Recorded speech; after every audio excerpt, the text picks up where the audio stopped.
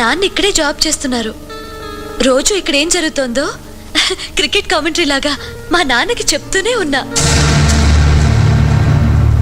మా నాన్న చాలా మంచివారు తాతయ్య.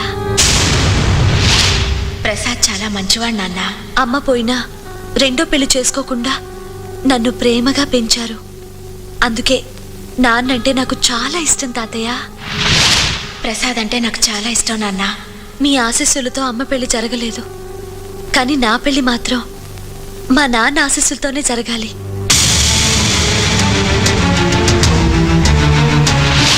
నాకు తెలియకుండా నా పెళ్ళెందుకు నిశ్చయించాను సార్? నాకు తెలియకుండా నా పెళ్ళెందుకు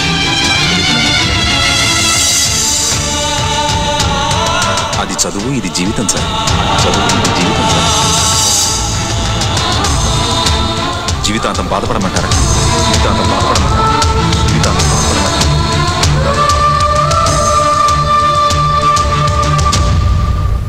నువ్వు చెప్పిందే నిజం.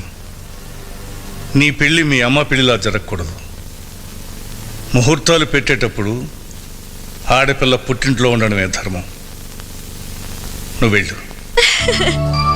చూసావా, ఓ భయపడిపోయావు. నేను నాన్న దగ్గరికి వెళ్తున్నాను, ముహూర్తాలు పెట్టగానే ఫోన్ చేయి. ఓకే, వస్తానండి. శుభం. థ్యాంక్ యూ తాతయ్య.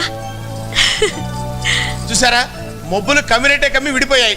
ఇక కార్యక్రమం ఆరంభిద్దామా? ఈ పెళ్లి జరగదు శాస్త్రి గారు. రాఘవయ్య గారు ముహూర్తం పెట్టేశారండి. అది దుర్ముహూర్తం అయి ఉంటుంది.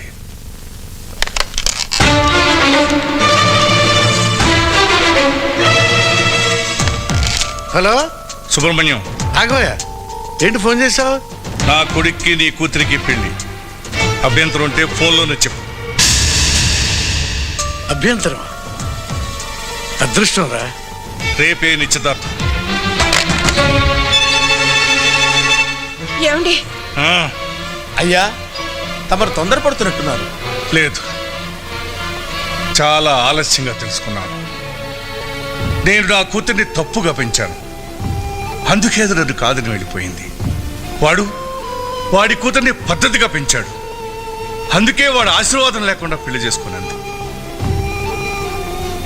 నేను ఒకసారి ఓడిపోయాను, మళ్ళీ ఓడిపోకూడదు.